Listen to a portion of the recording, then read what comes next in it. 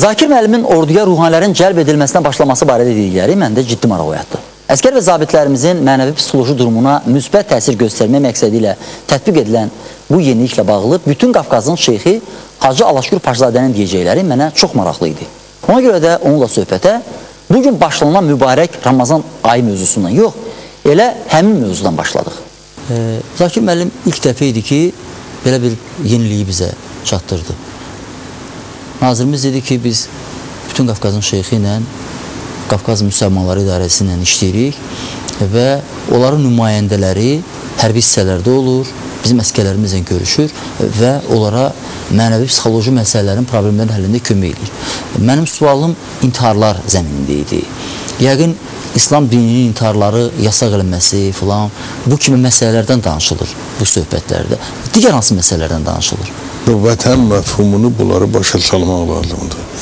Yəni, mən deməzdim ki, bu günləri orada vətən məfhumunu Hərbi Nazirlik bunları başa salmır. Var.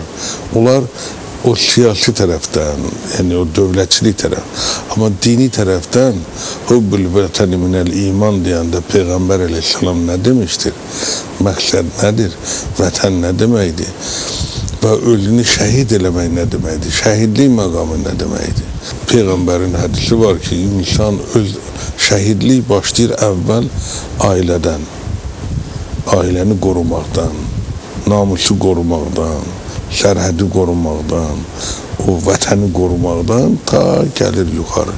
Ona görə də biz ünlülər istərdik ki, bizim cavanlarımız, xüsusən yeni yetmələr, belə bir görüşlərə ehtiyacları olur. Mənəvi ehtiyacları olanlar vardır. Məni ikinci maraqlandıran sual, həc ziyarəti gəlir irəlidən. Və mən bilirəm ki, həmişə çox böyük möhtəşəmliklə hazırlaşırıq həc ziyarətinə. Bu dəfəki hazırlıq vəziyyəti, mövcud çətinliklər, bizim tutaq ki, ötən ziyarətlərdə görmədiyimiz və amma bu dəfə bizimlə rastlaşacaq çətinliklər. Bizim axır vaxtlarda çətinliklərimiz təyyarə ilə daha çox çətinliklər rastlaşırıq. Çünki bütün keçmiş SSR dövlətindən gedənlər, yəni oradan Özbəkistandan 5000, 6000 gedir, Türkmenistandan gedir, o cürə, məsələn, Dağıstandan 10.000-dən yuxarı gedir, 25.000 Rusiyadan gedir, bunlar hamısı öz təyyarələri ilə gedirlər, öz bayrağı altında gedirlər. Biz yəqin gedirik öz təyyarəmizlə? Yox, biz axır vaxtlarda getmirik və bu ildən biz müraciət eləmiş Prezident Həzrətlərinə ki, istəyirik ki, bizim təyyarələr aparsın. Çünki bizim üçün çox çətinlik yaranır. İraqda baş verən hadisələr Kərbəlanı ziyarət etmək istəyən insanların bir növ arzularını risk altına qoyub. Mən bilirəm ki, Azərbaycanda çoxlu insanlar var ki, Kərbəlayı olmaq istəyirlər. Amma indi ola bilmir müəyyən səbəblərdir. Bu işi deyirlər, işinə deyirlər, belə bir qüvvələr ki var. Bu insan, Allah Ekber deyib insanları öldürənlər, şəhid edənlər, ailəsini məhrəm deyənlər, bunların hamısı İslam deyil. Mən elə bilirəm ki, burada bu dövlətlər ki, o dövlətlər ki, İslama qarşı mübarizə aparırlar və aparmaq istəyirlər. Onlar bunların əli ilə mübarizə aparırlar. Onlar elə bu günləri İslam deyəndə hamısı qorxmağa başlayır. Həm Avropada, həm başqa tərəflərdə elə bir forma. Vaxtı ikən Peyğəmbər əleyhissalam gələndə İslam deyəndə nur əmələ gəlirdi. İslam deyəndə nur yada düşürdü, ehtiram yada düşürdü. İndi İslam deyəndə qılınc yada düşür, qaranlıq, zülmət yada düşür. Qaranlıq yada düşür. Bu fikri kim yaradı? O adamlar yaradıblar. Bunlar küfr edirlər. Bir müsəlmanın qanını axıtmağa ixtiyarı yoxdur. Ümumən, insanın haqqını, insanı heç müsəlman olmasa da onu öldürmək, günahsız insanları öldürmək çox böyük günahdır. Və mən yenə də tövsiyə edərdim ki, bizim insanlarımız başa düşsünlər. Bəzi insanlar həqiqətən də o gedib Azərbaycandan vətən qala-qala, vətən torpağı qala-qala, bəzi insanlar gedib orada vuruşublar və ölənlər də var. Özlərini şəhid adlandırırlar. Bunlar şəhid deyirlər.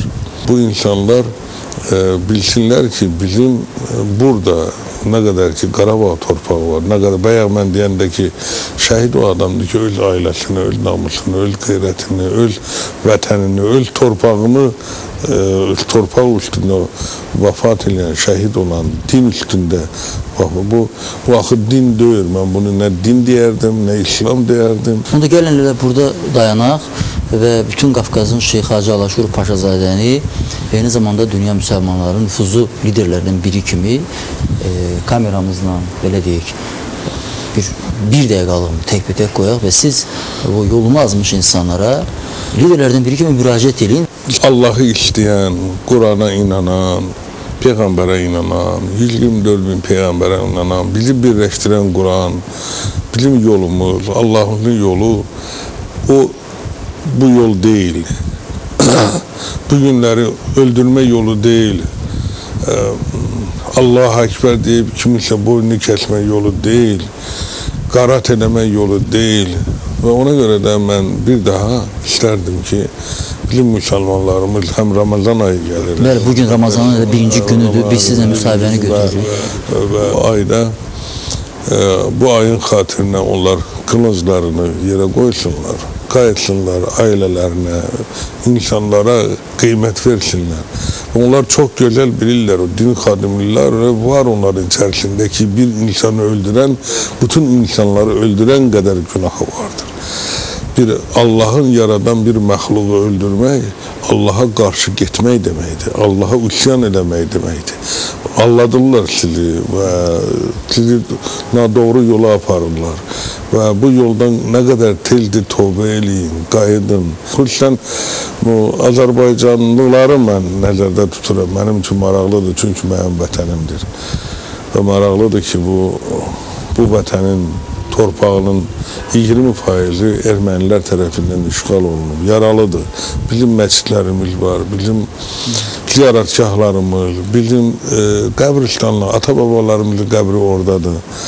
Amma onların üstündən keçərək, atamın qəbrinin üstündən keçərək, məscidin içindən keçərək gedib o məscidi dağıtmaq, o insanları öldürmək, bu axı günahdır, bu olmaz, burada dayanmaq lazım.